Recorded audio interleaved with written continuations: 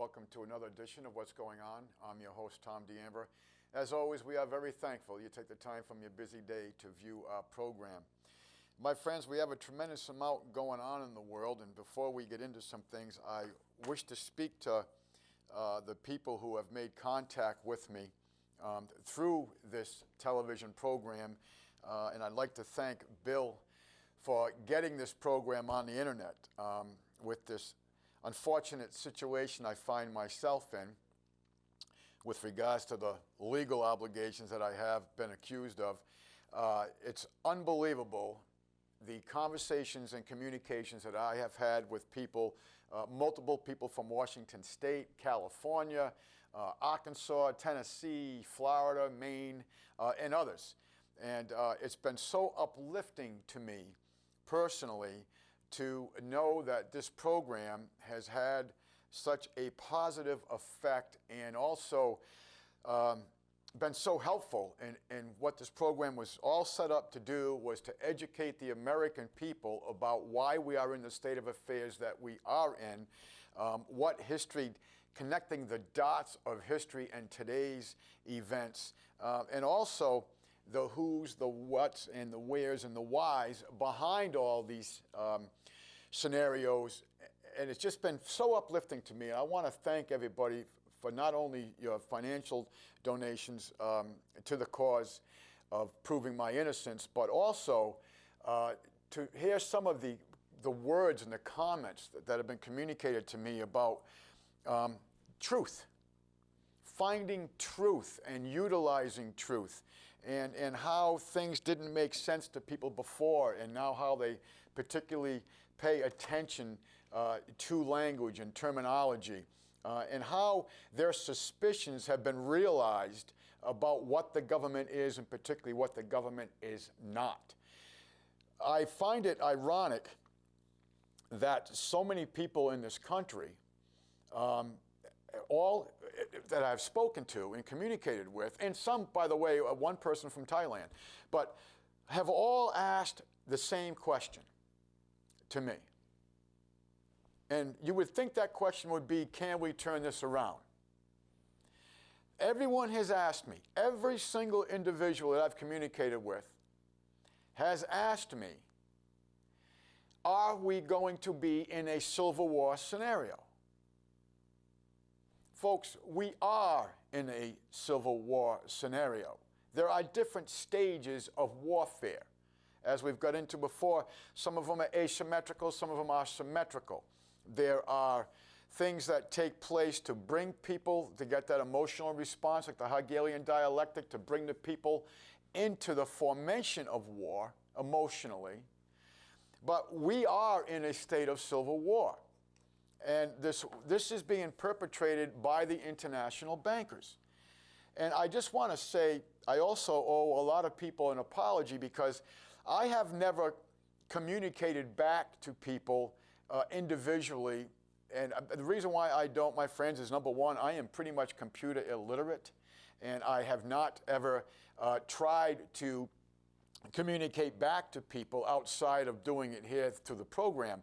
So after having all these communications with real patriots, real concerned Christian Americans that I have I've told myself, and I am going to stick to this, and I usually do, when I tell myself I'm going to do something, I do it, that I am going to make a legitimate effort to communicate back with everybody who does communicate with me with regards to the website and so forth. So I want to say thank you so much to everybody. But boy, I got to tell you, folks, we're not alone. There are a lot of us out there who seek truth, who are obtaining knowledge, and who are preparing. And to answer your questions, folks, I am honored that you came to me and come to me looking for answers. Okay, enough of that. Let's get into some information. But again, a whole heart thank you to everybody out there. Alrighty, some things that have taken place. I did some research. As we know, we have Breadline Bernie Sanders or Bolshevik Bernie, whatever you want to call him. You know, Bernie must be getting serious now about the presidential race. I don't know if you noticed, but Bernie got a haircut. Bernie got a haircut. So this tells me, boy, he's real serious about this campaign race. And the other thing, I don't know if you know this, folks, but Bernie Sanders is now a senator from the state of Vermont. And you know, folks, he's never held a private job. Never held a private job. I was reading something this past Monday that the person who was in charge of a hippie commune that he used to belong to back in the day, Bernie Sanders was actually asked to leave the hippie commune, and would you like to know why? Quote unquote, he never worked, he was very lazy, end quote. Folks, how lazy do you have to be to get tossed out of a hippie commune? You got to be quite exceptionally lazy. Perfect politician. Doesn't want to work, wants to influence your life, wants to dictate your life, but doesn't want to work to do it, gets involved in government, and he's a socialist. So I started to do some research on what are some of the primary countries in the world right now that are socialist, and what is their financial state. We all know about Venezuela, okay? Of course, you're not reading this in the mainstream media, but if you're following this program, you know that Venezuela, right now, their inflation rate, the last time I read, which was about 2 or 3 weeks ago, was 888%. And you may say, well, okay, Tom, well, that's an aberration. That's an aberration because of what the bankers have done to Venezuela and so forth. Well, is it? Let's find out. Argentina's inflation rate. Now, this is all 2018, 111%. Iran. Now, you may say Iran's not a socialist system, it's a theocracy. Well, it's controlled by a theocracy, but its economic system is communist Marxist socialism, okay? Their inflation rate is 187%. Turkey's is 38%. The Sudan, 127%. Yemen, 127%. Zimbabwe, 170%. Folks, these are inflation rates from 1 year, all by socialist, Marxist, communist economic systems. Understand that. So, you know, we complain about and we rightfully so, our inflation rate being 8%. Now, that was from last year. Here's the thing, though. When you look at when the bankers took over our money system on December 23rd, 1913, folks, since then, the inflation rate in this country, now what is inflation? Before I get into what is inflation? Inflation, folks, is a measurement of the loss of purchasing power of a medium of exchange. We all know that, you know, for instance, my mother and father bought a house back in the 60s for $14,000. Well, folks, $14,000 doesn't buy you a decent truck today. Are you with me? So the truck hasn't changed, the house hasn't changed. What's changed is the purchasing power of that medium of exchange. And now, when in 1913, we had 100% purchasing power. Our medium of exchange was a true dollar, was backed by gold and silver. But since that has taken effect, my friends, our money is no longer backed by gold and silver, but now it only has a 2% purchasing rate. You understand what I'm saying? It's lost 98% of its value from when the bankers took over. Are you with me? This is a reflection of inflation. Okay, let's get into some other quick news before we go on. Senator Rand Paul, a senator from Kentucky, one of the only people I have any kind of faith in the Congress, actually put a bill in this past week to get the troops out of Afghanistan. Now, we've been in Afghanistan, almost 18 years now, at a cost of over $6 trillion. Now, I want you to remember this, folks. We don't have dollars. I'm using the word dollars, 6 trillion plus Federal Reserve notes.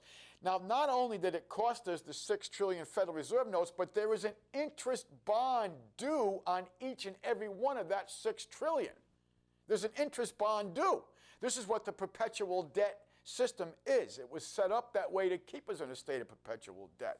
So Senator Rand Paul wants to get us out of Afghanistan, which we should. After all, we bleed, we pay, and they profit. And who's profiting the most right now, my friends, is China. China, as we've reported to you in the past, is gaining 98% of all the mineral wealth in Afghanistan.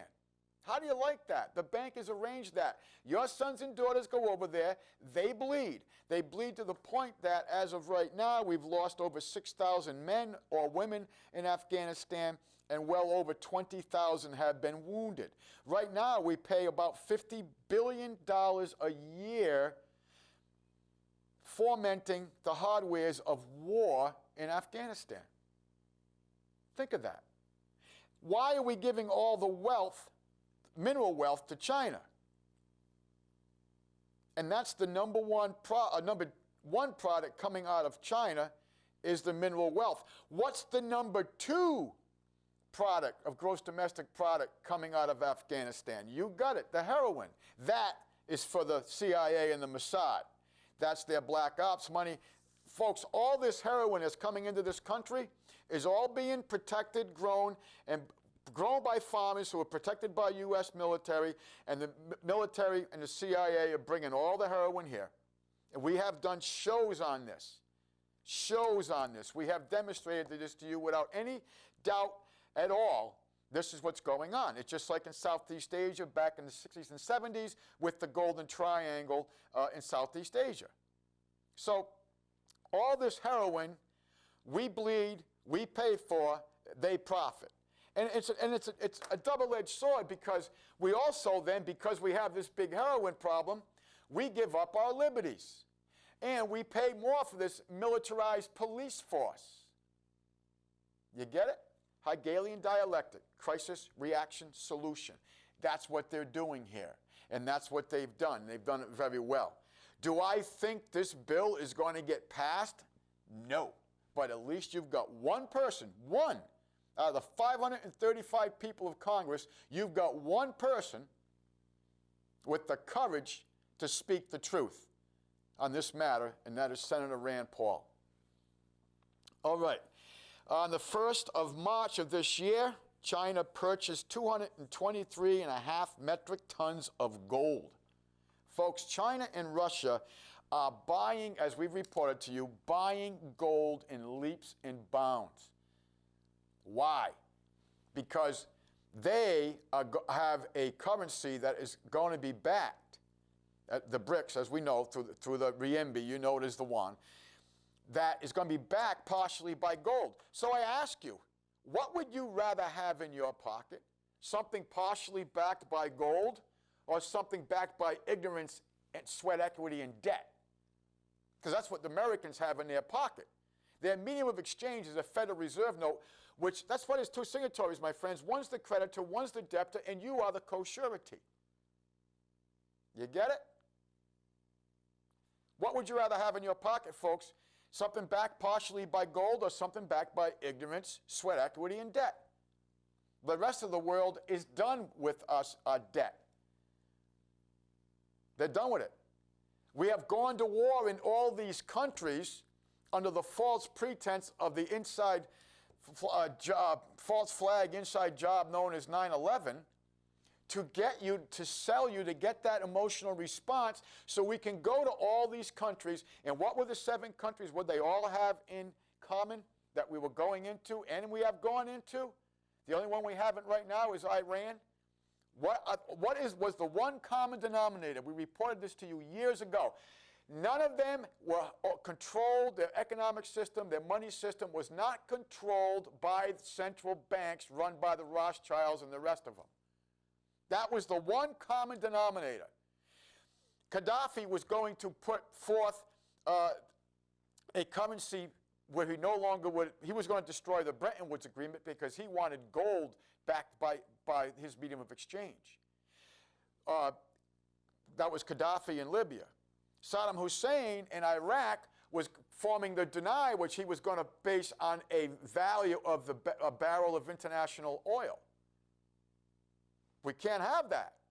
We got to keep this petrodollar, as you've come to know it, alive through the Bretton Woods Agreement. And your sons and daughters are bleeding for that, and you're paying for the cost of it so they can profit and maintain the petrodollar. That's what all these wars are about. Every one of them. So China, another massive buy of gold, 223.5 metric tons of gold. And speaking of gold, I haven't confirmed it. I usually don't jump on things that I haven't confirmed the way the sources I like to confirm things with. But it looks like the United States military made either a below-the-table or above-the-board deal with ISIS to the tune of 50 metric tons of gold that was shipped out of Syria. Now, they're saying that this was given to the U.S. military for safe passage for them to get out of Syria, because the Russians, I know we like to say, oh, we defeated ISIS. Folks, we were ISIS. Remember Lieutenant General Michael Flynn? That's why they had to get rid of Michael Flynn. They had to get rid of him because he knew what went on in Benghazi. He knew what was going on throughout the Middle East, and he understood, as he said to the American people, the Obama administration formed, trained, and funded Al-Qaeda. And then when he came out and said that, well, they had to change the name to ISIS. But because because Americans don't remember things from one day to the other. As Jonathan Gruber said, it's a good thing the American citizenry, but voters are stupid and have memories of goldfish. See, they play on this, folks. They play on it. So that's very, very important that we understand why China and Russia and other countries are buying all this gold. But a deal has been made. According to multiple sources, a deal has been made, and the United States military collected 50 metric tons of gold for safe passage for ISIS. Okay, now, we have AOC, Ocasio-Cortez, the communist Marxist representative of New York, the 28-year-old youngest person ever elected to the Senate, and all these good things. We find out now that her chief of staff, and I have a hard time with his name, and I apologize for butchering this, Sayed Chakrabarti, was given over $1 million of campaign money. Of campaign money. Let me say that again. Over $1 million of campaign money that he put into his 2 private businesses. Now, this is going to tell me whether the Democratic Party is going to throw AOC, Ms. Cortez, to the political wolves. And what do I mean by that? Well, you see, the reason why no one has been charged in crimes, the reason why Hillary Clinton with Uranium One, giving 20% of our uranium to the Russians, and then she received $145 million. Maxine Waters, hundreds of millions of dollars to her husband's bank. Hell, Maxine Waters, through campaign funds, gave her daughter $850,000 to stuff envelopes. You heard me right. Maxine Waters gave her daughter $850,000 to stuff envelopes. Now, why is Maxine Waters not going to prison? Why is Hillary Clinton not going to prison?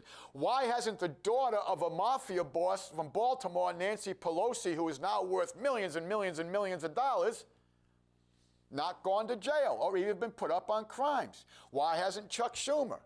And there's Republicans who haven't. Why? How is it Senator Mendez from New Jersey, who was caught with 8 and 12-year-old little girl prostitutes, still in office and not been charged and going to jail? Because, folks, the Just Us system protects them. That's why. Mitch McConnell with the deals with the Chinese, Bill Clinton with the deals with the Chinese. Folks, the Just Us system protects the protected. That's what it's all about.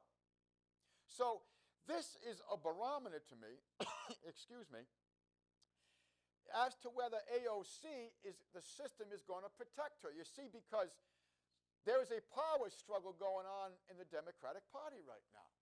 You may find that hard to believe, but the structure of the Democratic body is being threatened.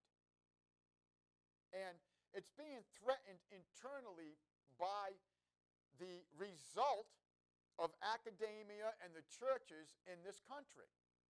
Because people like Nancy Pelosi and Maxine Waters and Chuck Schumer, they are losing standing ground. They're losing it because of the new face of the Democratic Party, which is pure Marxist.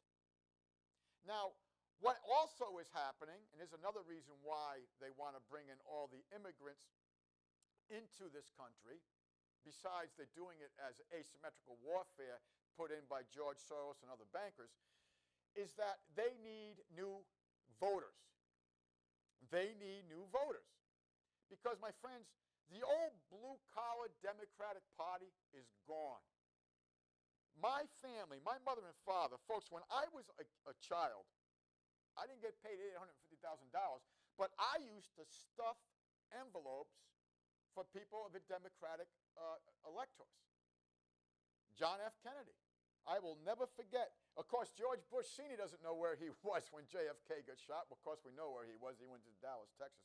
He's the only person I know who was alive during that time period and not know where he was on the day that JFK was assassinated. The only one. Of course, we got pictures of him right there in Dallas because he was part of the operation. We already know that. But I remember the day JFK got shot.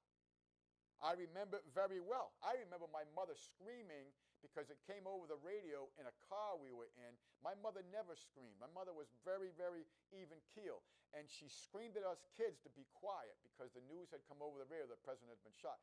My mother cried. This was how deep my mother was a Kennedy believer and also into the Democratic Party. Folks, my mother and my father and all the blue-collar Democrats wouldn't recognize the Democratic Party today. They wouldn't recognize it. And so this is what's going on with this, all of the caravan, nice political word, the caravan of people coming in here. So this is going to be a barometer, my friends. The Democratic Party, to maintain the power elite of the party, to maintain their control, are they going to throw AOC to the wolves? Well, we're going to find out because it's going to be very, very interesting. Oh, the other thing that we found out was that AOC's boyfriend, his name is Riley Roberts, he actually was given thousands of dollars, unbelievably so, and he also to help on the campaign. Given thousands of dollars, folks, okay?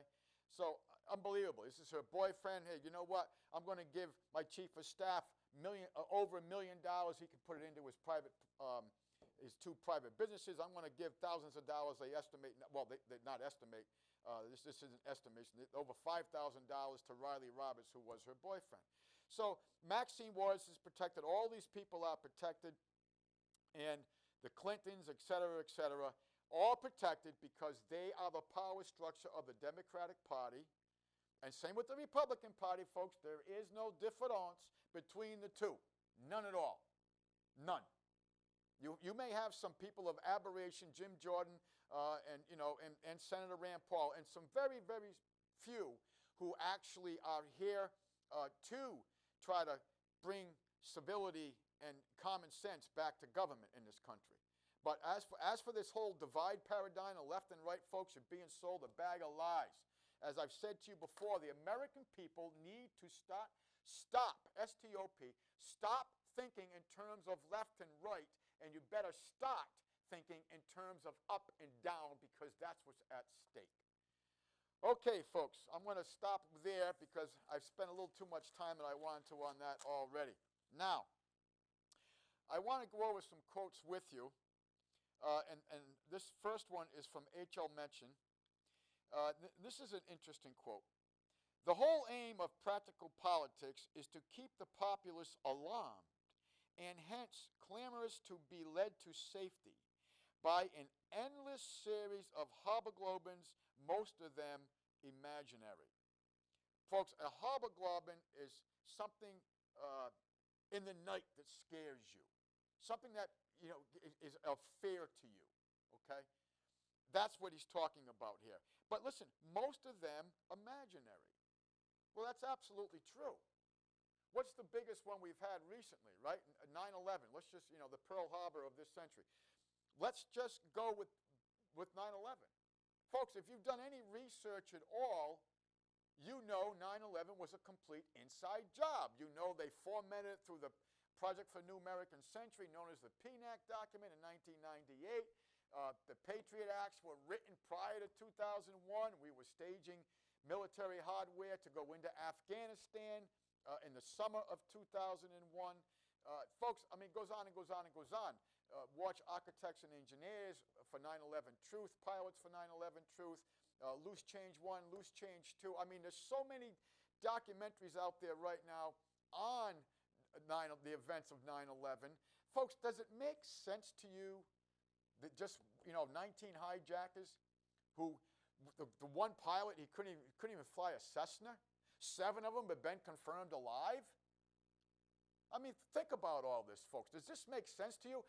How about on the day before September 11th, September 10th, the Secretary of Defense, Donald Rumsfeld, comes out and says, sorry, folks, but the Pentagon cannot account for $2.3 trillion, trillion dollars.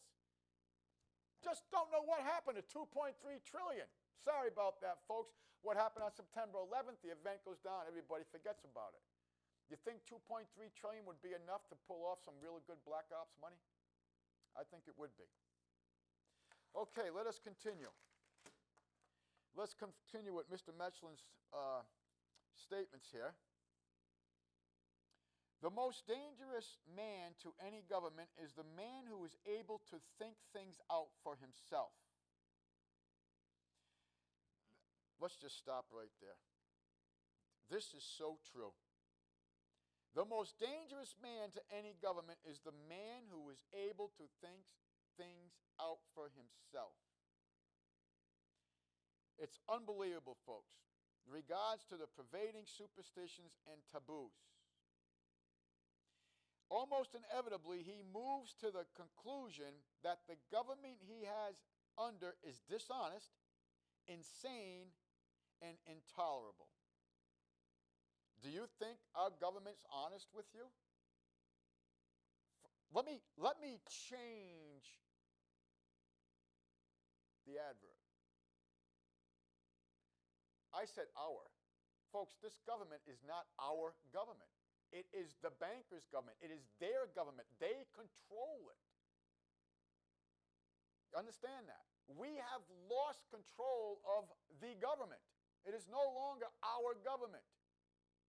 And we've lost control by the mechanism of the use of the issuance of the currency. As M. Shah Rothschild said back in the 1800s, give me control of a nation's currency, I care not who makes its laws.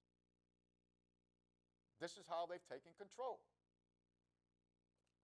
Let us continue. When a new source of taxation is found, it never means the end of the old one. No, excuse me. It never means the old one is abandoned. My apologies. It nearly means that the politicians have two ways of milking the taxpayer where they had one before. That's true. You remember? Let me see. What was the good? I got one for you. You remember when they legalized gambling? Gambling was immoral, terrible, can't do it, we'll arrest you for doing it. But boy, as long as the government's involved in it and they're making revenue out of it, it's okay now. And how they sell this to the people? How did they sell gambling being taboo, sinful, can't do it, immoral, but it's okay now because the government's going to control it and do it? Because your property taxes were going to come down because it's going to help with the education fund. It was going to supply the education fund. Oh, okay, well, we'll put our morality to the side to lower our taxes because our taxes are so bad. Have your property taxes gone down? No. Hell, mine went up by 4% again this year. Again this year. 4%. No service is added. As a matter of fact, last year a service was taken away from the people of Newark, Vermont. And the taxes still went up. That's what he's talking about. Folks, do you know in the state of Vermont, I know people don't believe this, but we have a view tax. A view tax.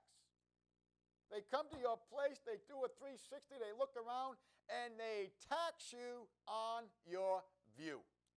And I know if you're from another state, it's just saying, man, what's going on with Vermont? Another anti-gun bill is going to pass.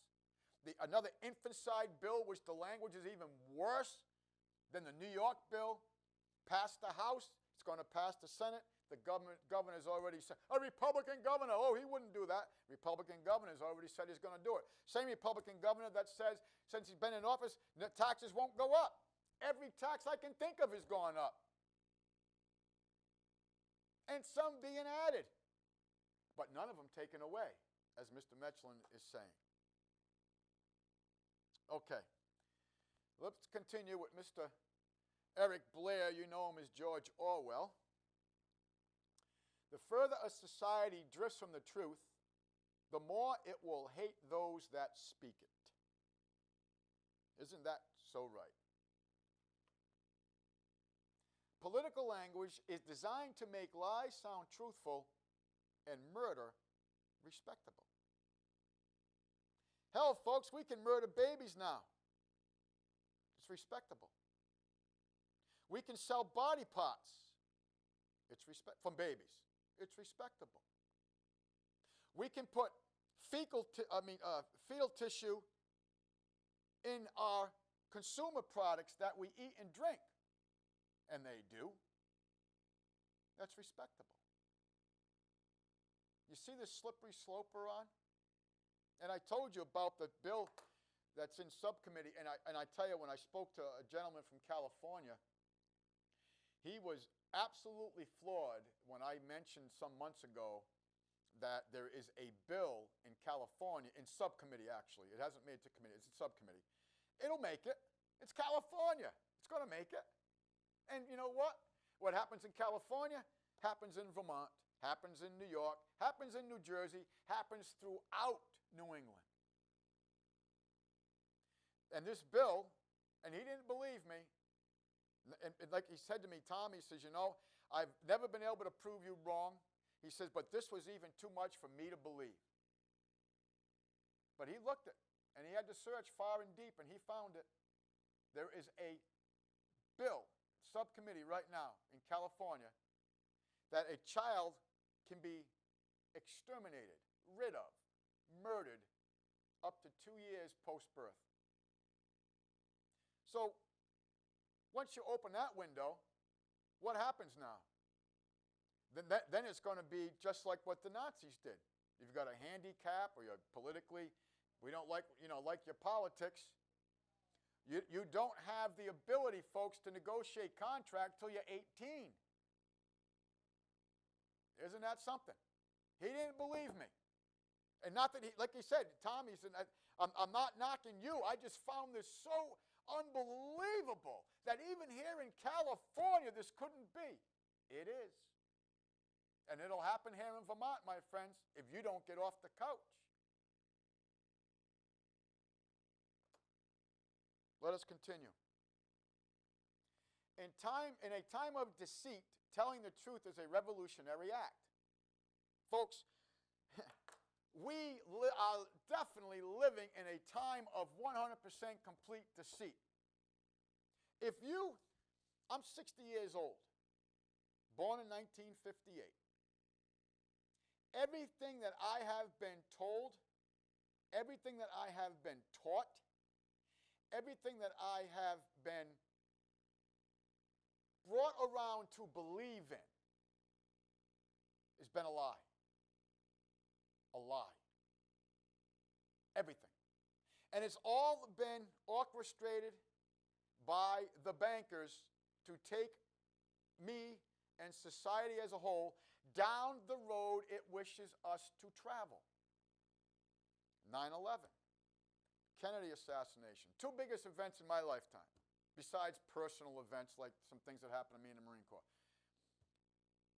JFK, do you really think Lee Harvey Oswald was able to do what he did? Absolutely not. We took the top snipers of the 4 military services who couldn't duplicate what he did with an old Italian 7mm bolt-action rifle. Couldn't do it. 9/11, complete fabrication. Not only was it, see, there's two ways to do false flags. You let something happen,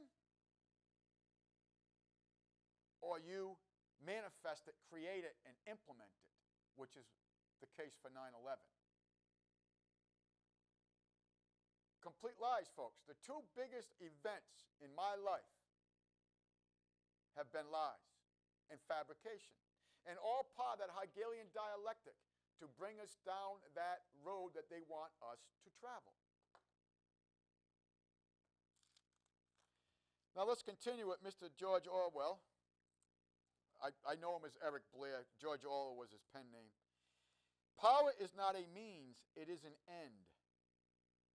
One does not establish a dictatorship in order to safeguard a revolution. One makes the revolution in order to establish the dictatorship. You see? And they do it through ordo ab chaos, order from chaos. Again, create the crisis, get the emotional response you want from the people to bring in the solution. And the solution always is detrimental to our liberties, and it always costs us in taxation, which is what their goal was to begin with.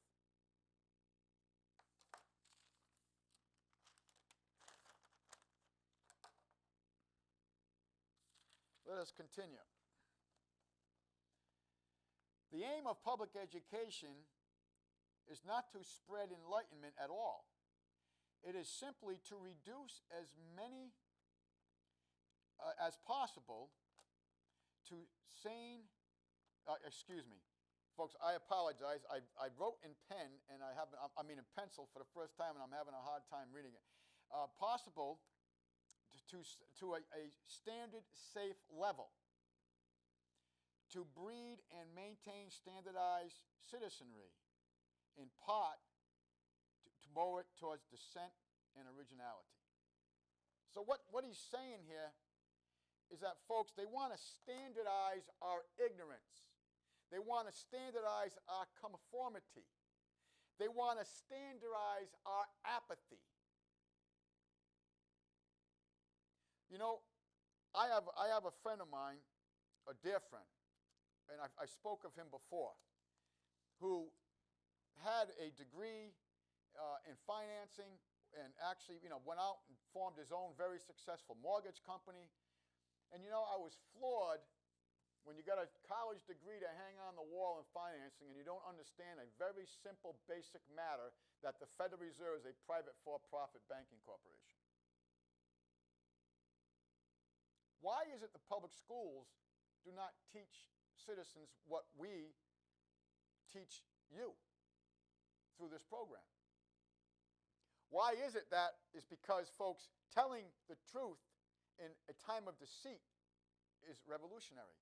And as Mr. Eric Blair is telling you right here, they don't want that. That's not what education is about. Our education system, folks, besides being incredibly costly, is all about dumbing down the American people. Charlotte Iserby, Undersecretary of Education, Reagan administration, wrote a phenomenal book. I have it. And she has all the documents to supplement what she's telling you. And it's called The Deliberate Dumbing Down of America. And it has to do with how UNESCO took over the education system in this country through 1964 when the federal government took over education.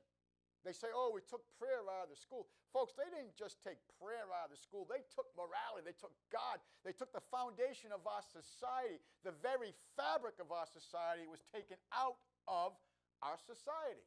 And now look at our society. Drugs are rampant. Alcohol's rampant. We can kill babies. We're on all these different slippery slopes. Our liberties have been reduced. Our taxes are astronomical. All put into play by international bankers. So this is what the indoctrination system really is. It's not about education, it's about indoctrination. You know, I can't even report to you half the things I read about, like I just read about yesterday. Kindergartens with drag queens. Kids in kindergarten, folks, with drag queens and LGBTQRSTWXYZ, whatever gender they want to come up with now, in kindergarten. Fourth graders being taught how to masturbate. We don't need math. We don't need science. We don't need language. We're going to dummy you down. You know, I listened to someone one time who knew President Trump, and he said, because I always wonder, why, when President Trump was running for office, why does he speak the way he does? Because I've listened to him speak in recordings. I've never met the man personally. But in recordings, I've listened to him speak when he was speaking to, you know, business boards and all these things. He was a very, very articulate man. So why did he speak at such a degraded, low-level terminology when he was speaking to the American public? Because this is what the education/indoctrination system has done to the American public. Folks, you go up to any editor from any newspaper and he'll tell you, he will or she will tell you that the reading level of the American public is at a fourth grade reading level right now as compared to 1964 when the feds took over education. This isn't by happen chance, my friends. This was done purposely. Purposely. And this is where we are at right now. We are at the point, my friends, like everyone, like I said, everyone I have spoken to, people from Washington, California, Arkansas, Tennessee, Florida, Maine, and other states. I've spoken to all these people in the last month, and I'm going to tell you something. They all asked the same question, as I said to you. Are we going to be in a civil war? My friends, the civil war has been waged against us for many years, since 1913. We are just seeing the manifestation of all the asymmetrical warfare that has been waged against us. Indoctrination system, through the churches, through the media, through the entertainment. We're just seeing the manifestation of it now, and now the warfare is going symmetrical. We have hordes coming across our borders. Hordes. And folks, it's not just the southern border. Do you remember I read to you about what was coming over the border, the northern border? I read it to you, I want to say, about 5 weeks ago. What was it? It was Muslims and Chinese all coming in from Canada. Of course, Vermont didn't sign the Border Protection Act. We were the only New England state, we were the only New England state that borders an international border that didn't sign that bill. And you say, well, we had Governor Shumlin then. He's a Democrat. Folks, there's no difference. The guy, Vermonter's got in office right now. There's nothing Republican about him except for he's a rhino.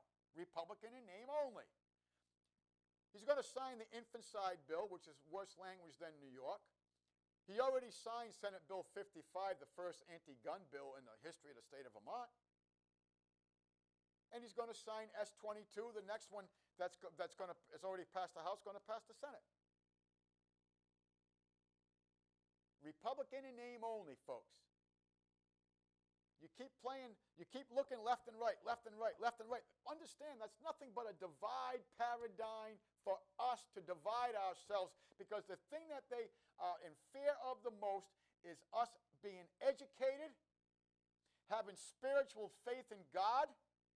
Because if you have spiritual faith in God, my friends, number one, I don't come to the government for my benefits.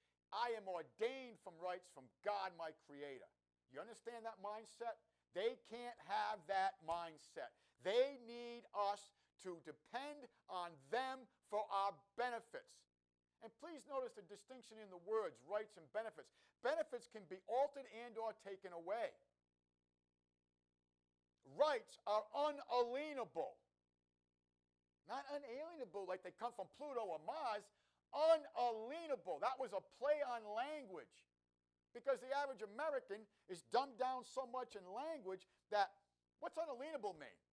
Right? We all heard, oh, our rights are unalienable. Do you know what unalienable means? Unalienable. No. How do they pronounce it? Unalienable. Like there's something from outer space. No, it's unalienable, folks. They can't alter them. They can't take them away. They are, our Bill of Rights wasn't to tell the government what we can do. It was to tell the government what they cannot do. They can't, our right to bear arms will not be infringed. Freedom of speech, the right of petition, the right of jury nullification. Jury nullification? What is this crazy man talking about? I have to get all of my stuff from that magistrate that you know as a judge to get my marching orders when I'm a juror. I can't question the law, the language of the law, or the intent of the law. No, I can't do that. Oh, yes, you can. It's in the 7th Amendment. Why isn't that taught in the public school system? You see where we are, folks? This is where we are. And it all comes down, my friends, to a spiritual battle. It's all a spiritual battle. The churches are 501c3 IRS corporations, all under the guise of the Johnson Act. That's why they can't, Jesus loves you, and that's great, and Jesus does love us. But it doesn't go any farther than that, does it? No. Because they're not allowed to speak about the policies of the government or politics as a whole because they will lose their tax exemption. And after all, that's what it's all about. Not for all, my friends. There are some small churches, and I belong to one of them, that the pastor is really pushing the borders of language and the 501c3 Johnson Act clauses.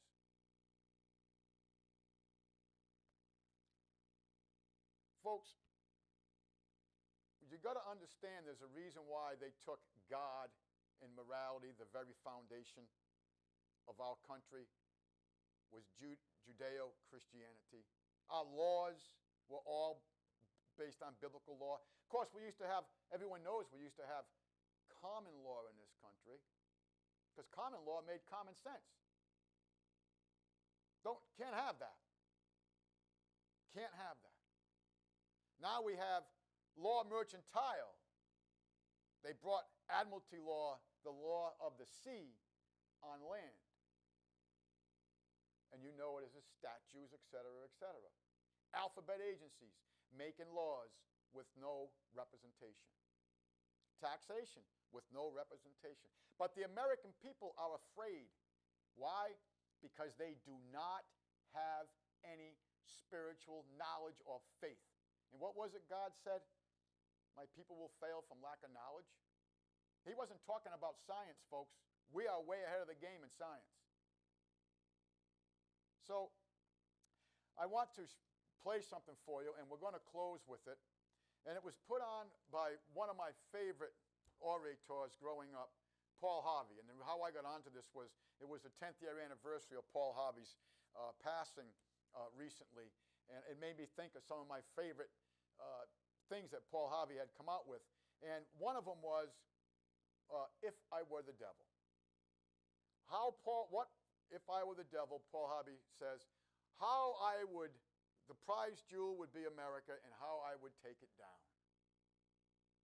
Well, I want you to listen to this, my friends, and listen to it hard, and then ask yourself, is what Mr. Paul Harvey was speaking of 40 plus years ago is what has taken place in our country? And we find ourselves in a state of jeopardy and in a state of civil war and literal symmetrical warfare, invasion, currency, etc., all of it. So, my friends, we're going to close with Mr. Paul Harvey, and we're very thankful you take the time from your busy day to view our program. I want to thank everyone who watches this program. I was very, very excited to see the results of everyone that I have spoke to and communicated with throughout the country. So, my friends, we're going to close in asking you to seek truth, to obtain knowledge, manifest kindness to your fellow man, and we always close in reminding you that your government is your responsibility. We thank you for watching. If I were the devil, if I were the devil, if I were the prince of darkness, I'd want to engulf the whole world in darkness, and I'd have 1/3 of its real estate and 4/5 of its population, but I wouldn't be happy until I had seized the ripest apple on the tree, thee. So I'd set about, however necessary, to take over the United States. I'd subvert the churches first. I'd begin with a campaign of whispers. With the wisdom of a serpent, I would whisper to you as I whispered to Eve, do as you please. To the young, I would whisper that the Bible is a myth. I would convince them that man created God instead of the other way around. I would confide that what's bad is good and what's good is square. And the old I would teach to pray after me, Our Father, which art in Washington. And then I'd get organized. I'd educate authors in how to make lurid literature exciting so that anything else would appear dull and uninteresting. I'd threaten TV with dirtier movies and vice versa. I'd peddle narcotics to whom I could. I'd sell alcohol to ladies and gentlemen of distinction. I'd tranquilize the rest with pills. If I were the devil, I'd soon have families at war with themselves, churches at war with themselves, and nations at war with themselves, until each in its turn was consumed. And with promises of higher ratings, I'd have mesmerizing media fanning the flames. If I were the devil, I would encourage schools to refine young intellects, but neglect to discipline emotions. Just let those run wild. Until before you knew it, you'd have to have drug-sniffing dogs and metal detectors at every schoolhouse door. Within a decade, I'd have prisons overflowing. I'd have judges promoting pornography. Soon I could evict God from the courthouse, then from the schoolhouse, and then from the houses of Congress. And in his own churches, I would substitute psychology for religion and deify science. I would lure priests and pastors into misusing boys and girls and church money. If I were the devil, I'd make the symbol of Easter an egg and the symbol of Christmas a bottle. If I were the devil, I'd take from those who have and give to those who wanted until I had killed the incentive of the ambitious. And what'll you bet? I couldn't get whole states to promote gambling as the way to get rich. I would caution against extremes in hard work, in patriotism, in moral conduct. I would convince the young that marriage is old-fashioned, that swinging is more fun, that what you see on TV is the way to be. And thus I could undress you in public, and I could lure you into bed with diseases for which there is no cure. In other words, if I were the devil, I'd just keep right on doing what he's doing. Paul Harvey. Good day. Got to read between the lines. Got to read between the lines. Well, the truth is very simple, very hard to find.